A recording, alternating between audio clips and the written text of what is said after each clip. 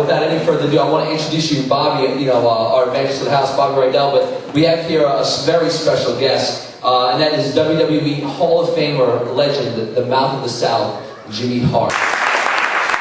First of all, it's great being here this morning. This is a thrill for me. I first heard about this from a wrestling buddy of mine, Ted DiBiase, the $1 Million Man. I'm sure you've heard of Ted, right?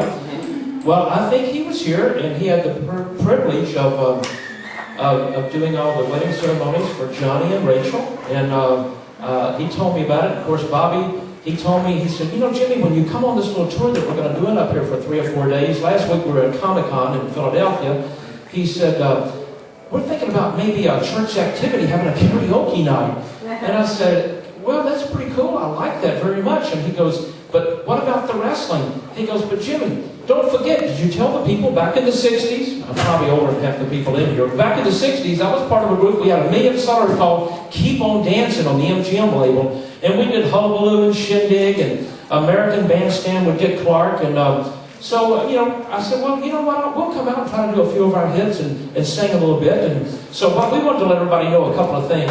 I know Rodrigo's going to be singing tomorrow night. That's right. You're going to be singing tomorrow night. Don't shake your head.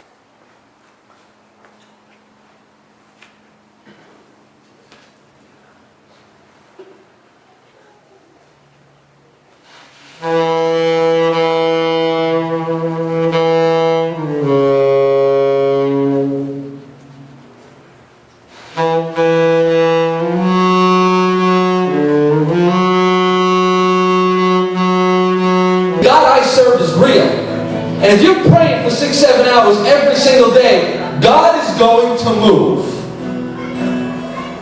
Be steadfast in your spiritual walk.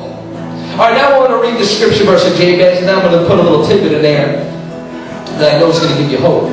1 Chronicles chapter 4, verses 9 and 10. Jabez was more honorable than his brothers.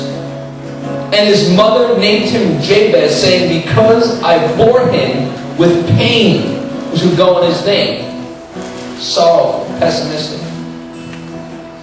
And now Jabez called on the God of Israel, saying, oh, that you would bless me indeed, and enlarge my border, and that your hand might be with me, and that you would keep me from harm, that it may not pain me. And God granted him what he requested. Just that God granted Jabez his request proves that he was following it in order for God. Jabez was a man born into pain, born into a tough time in his life, born not into blessing in an easygoing way. He was born into a sorrowful, painful state. He was born into a bad situation. But Jabez, based on his language, knowing that God would answer him, knowing that God would protect him, because the protected people were only God's children, would show that Jabez was living the righteous life, knowing and understanding he was protected. It is not the words that prove that you heard, it is the actions that prove you've heard. For if anyone is a hearer of the word and not a doer, he is like a man who looks at his natural face in the mirror. For once he has looked at himself and gone away, he has immediately forgotten what kind of person he was. He looks himself in the mirror, you see yourself. The minute you walk away, you see nothing.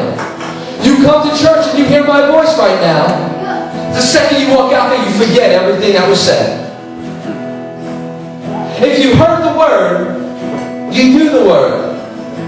God is looking for doers of the word of the Lord, not hearers of the word of the Lord.